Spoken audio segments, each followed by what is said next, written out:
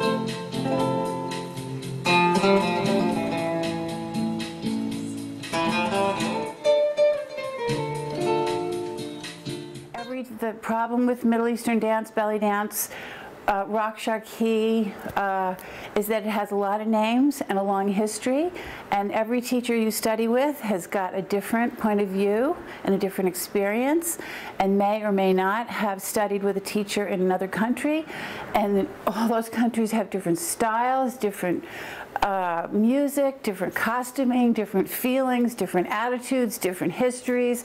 All those books on the floor of my studio all have a lot of different information about belly dance, but for somebody like me who never grew up with Middle Eastern culture, it can be quite confusing to learn the rules when you come from ballet, where everything is first, second, third, fourth, fifth position, short history, we all know where it started, where it came from, blah, blah, blah, how you do it, what you wear. In this dance, it's a whole other thing. The only thing that is similar between ballet and modern and belly dance is that to be good, you have to work hard.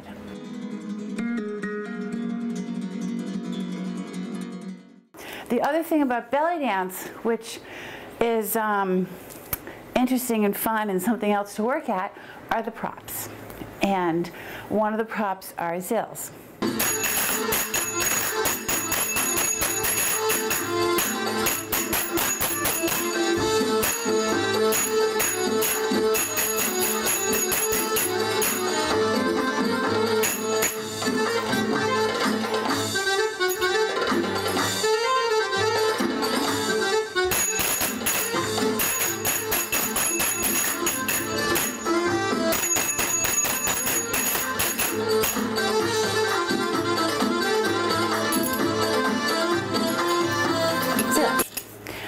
They are also called zagat, and they're also called finger cymbals.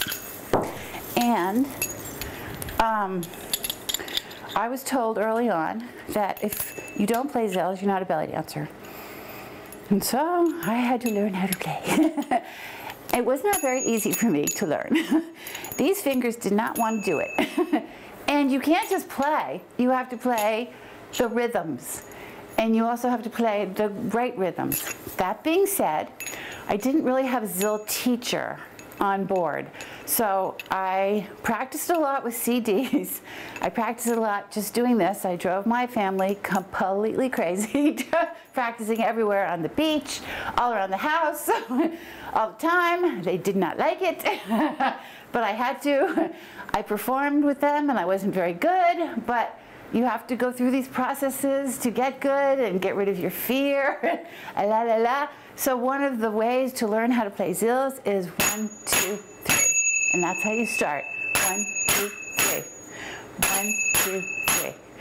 1, 2, 3. That's basic 1, 2, 3. And then you add a step to it. 1, 2, 3. And you do that for 4 million hours. And eventually, it begins to feel like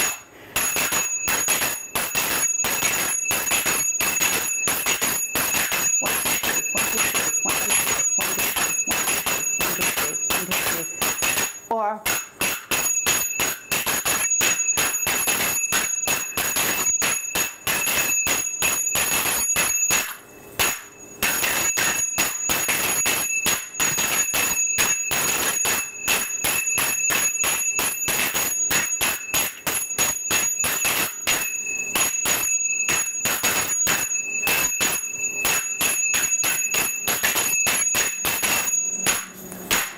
okay, so that's veils. Veil work was developed by American belly dancers. In Egypt, they enter with the veil, discard it. It's like their entrance, but they do not dance with it. American belly dancers, beginning with Isadora Duncan, Ruth St. Denis, started the tradition, and then a lot of incredible, very creative belly dancers in this country developed the veil. So I have all these veils back here. The veil is 3 yards long. It can be netted. Most are silk. There are also circle veils. There are also tie-dyed veils. There are traditional ways to use the veil. I dance with the veil like it's a partner. I love the veil. I will show you a couple of different veils. So this is a veil. This is a silk veil, actually, that I just danced with in my last show. And it's printed, as you can see. Came all the way from Australia. This girl adds gold to her veils. Pretty nice. This is more of a, well, I'd say this is a cheaper kind of veil. This is sort of a nylon, stretchy, doesn't feel that great, but it's sheer, so you can see me. So that's cool. Some dancers like that effect. Some dancers, when they've never danced before, they walk in, they're like, ooh, the pretty veil. Now, this is pretty. I actually had a lot of these when I first started because I thought I was going to have a troupe, and they're a nice effect, but they don't feel as nice as the silk. They don't catch the air. This netted veil has become my new favorite. Why? Because it sort of holds the air. It holds the shape a little bit more, and it just, I don't know, it's, I'm having fun dancing with netted veils lately. They flow differently than the silk. They're completely different. So the thing about veil, okay, I'm going to show you one thing. This is called Around the World. Drop, cross, back, up, cross, over, show. Drop, round, up, down, cross, show. Now, that's the mechanics of it, called Round the World. This is done with a feeling. If you do this,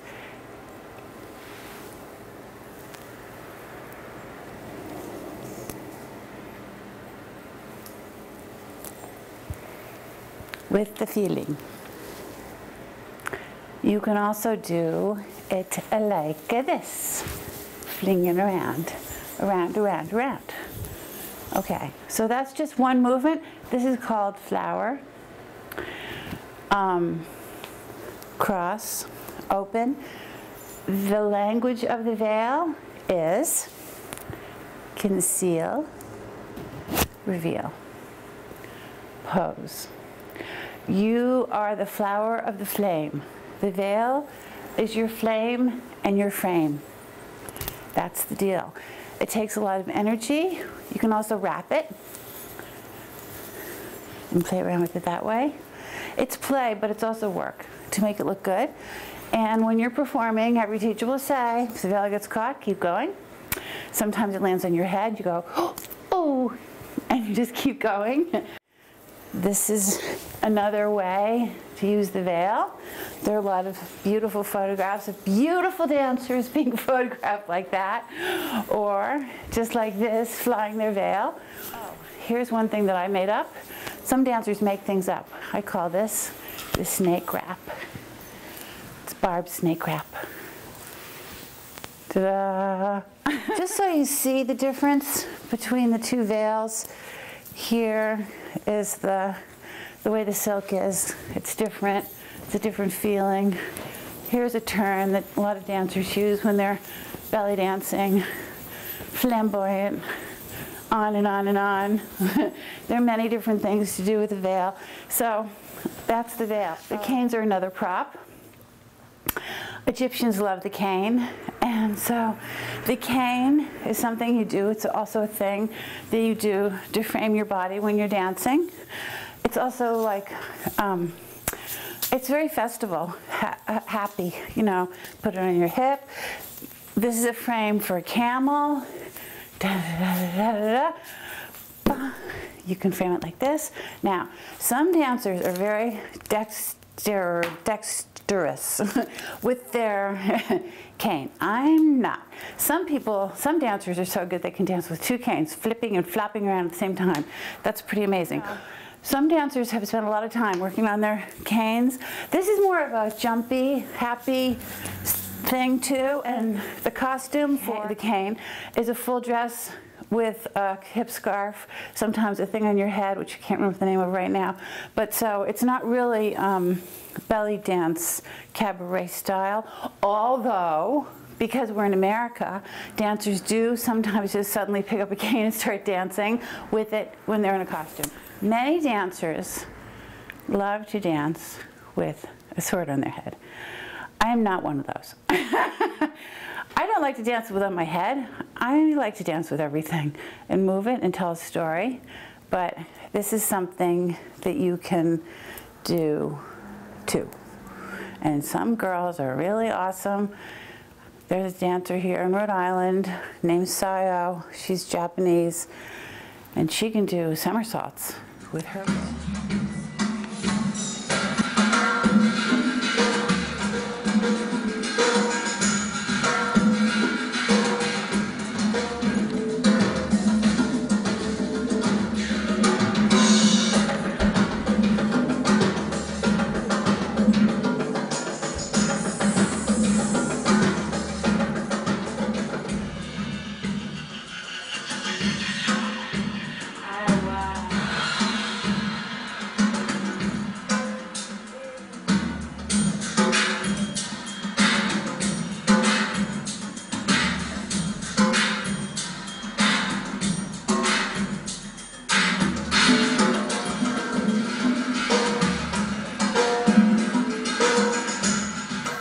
Okay, in belly dance, there are many different kinds of costumes and many different kinds of skirts.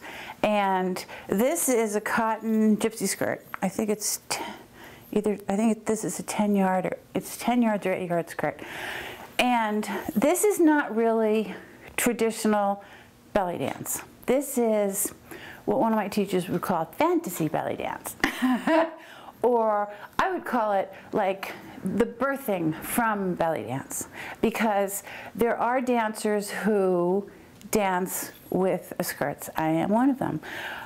Around the world, in the world, originally women did not wear blue jeans.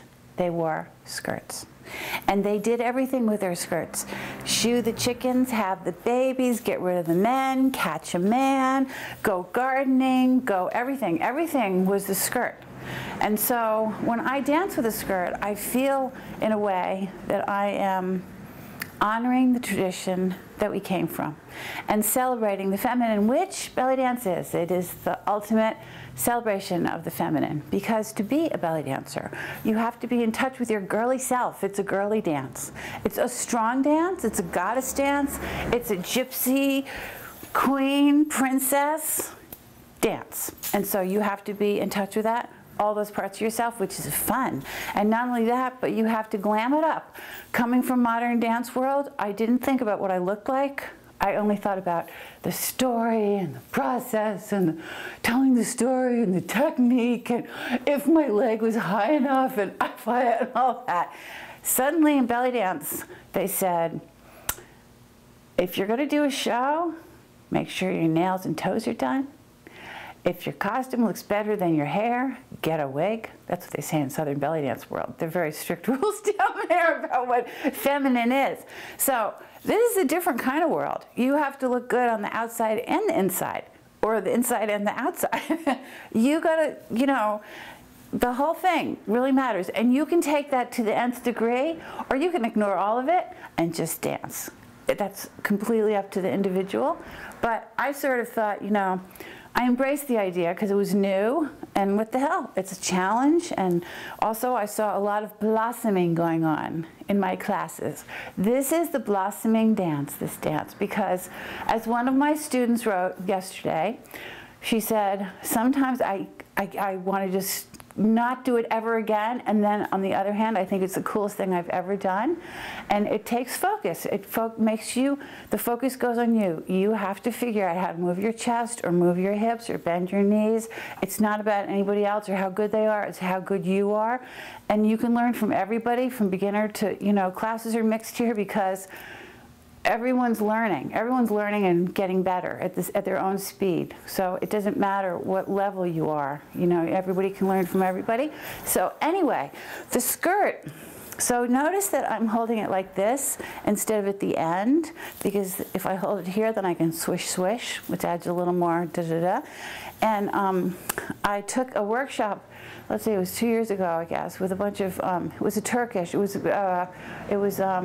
Middle Eastern, but it was called Folk Dance Camp. And in that workshop, I took a few very passionate workshops with passionate skirt dancers. This is an expression in Turkey. This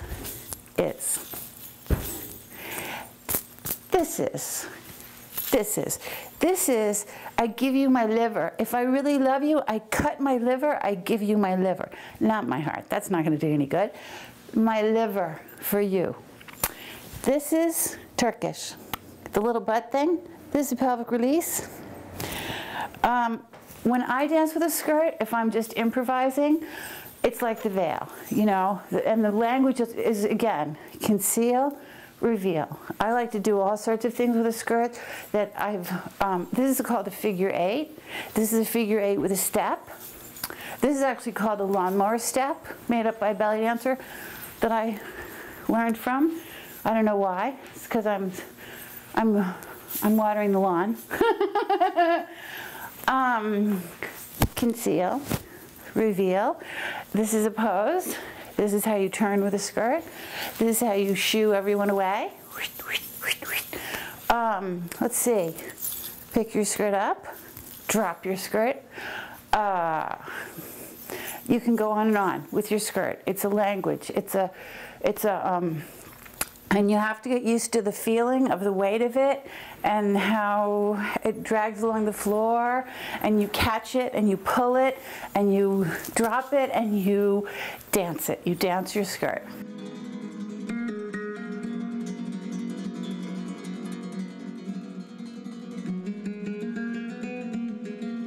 Magic woman. And I never met her, sadly, but we did email before she died, and she was an amazing person. And she really brought belly dance up to, you know, the theaters in New York City. And so anyway, her son wrote music for her. It's pretty amazing. He lived upstairs, she lived downstairs.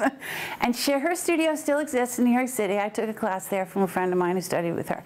So one of the things about belly dance is, in order to really get inside the movements, you have to get inside the rhythm.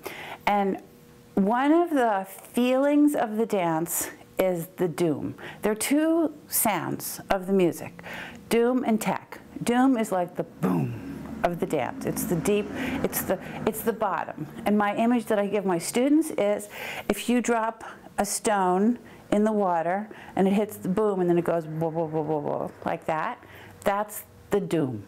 And the tech, I don't really have a good image for that. The tech, I can relate to the doom. I can't really relate to the tech, but the tech is, so the tech is like that. So when you have a drummer who knows their stuff, they're playing doom, tekka, tekka, tekka, tekka, doom, tekka, tekka, tekka, tekka. And there are many different versions of that, and there are many different names of that, and that's a whole thing in itself, which if you become grabbed with the dance, you do want to study because it's interesting and it makes you a better dancer. But anyway, here is the song that I use with the doom to explain the doom. Boom, boom,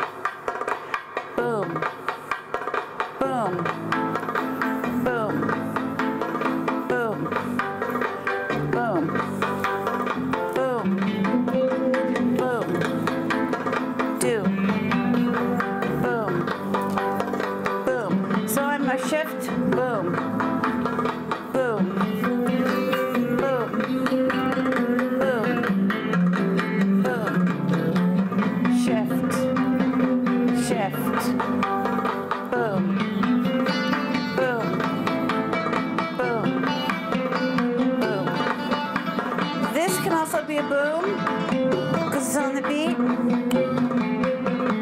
Boom. Boom. Boom. Boom. Boom. Boom. Boom. Boom. Boom.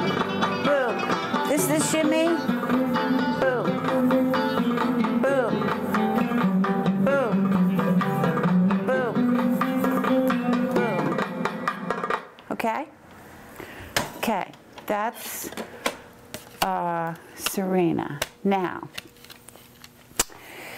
the next person I want to introduce is Nesma. Nesma is a longtime dancer who made a CD with her partner, and together they really delineated all the rhythms of Egyptian dance. This is Nesma. Nesma, beautiful dancer, and her drummer. And so I picked two songs to sort of to show you what I'm doing. Two different versions. Because the thing is, if you are a dancer and you meet a drummer and you're going to do a performance, the drummer will say to you, "And so what do you want to dance to?" And you have to say, you could say something slow and something fast, or you could say Beladi or Shiftatelli or Taksim, or, you know, you have to know the words, and the words are the rhythms with the feeling. And so, and if the drummer asks you and you don't know what you're talking about, he knows that you do not know what you're talking about. And so that's a setup for a disaster. And that being said, some drummers play to show how fast they are, which is not very good for the dancer. What's really nice is a drummer who feels confident in their own ability to play and plays for the dancer, and that becomes an incredible duet. Okay, so this is a 4. So this is boom, tack, tack, boom, tack, tack, boom, tack, tack, boom, boom, boom, boom, boom,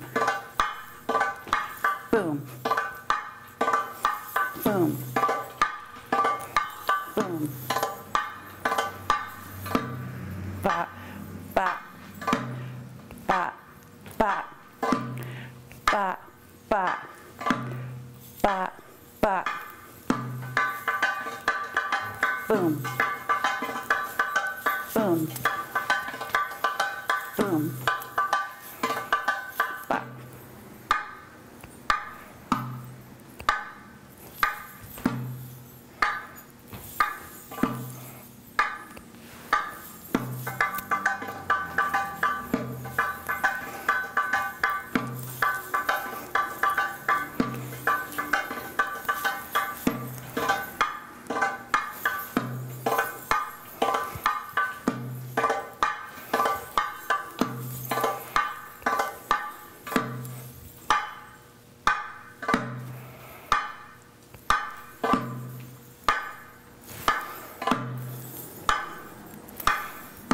Okay, so there's that. So the next one is,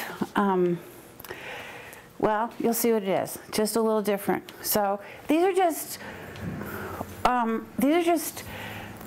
examples of a few of the rhythms to give people who don't know anything about belly dance and who have preconceived notions that you just put on a costume and jiggle around is not the deal. You have to be educated if you care. And so, okay, so this is and 2, 3, 4, 5, 6, 7, and 1, 2, 3, 4, 5, 6, 7, and 1, 2, 3, 4, 5, 6, 7, and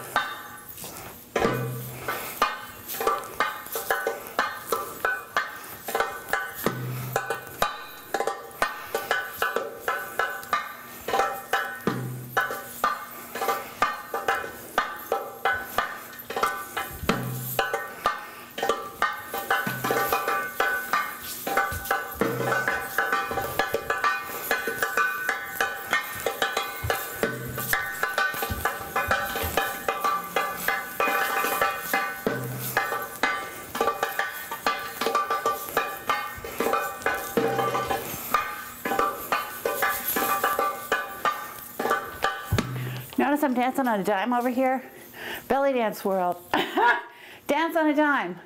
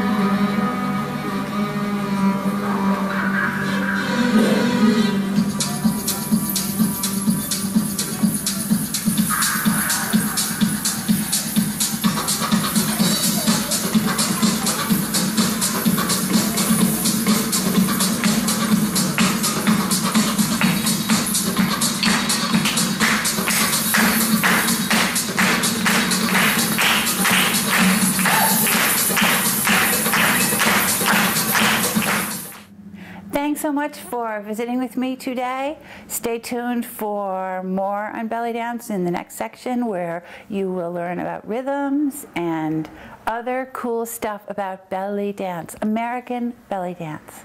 Thank you.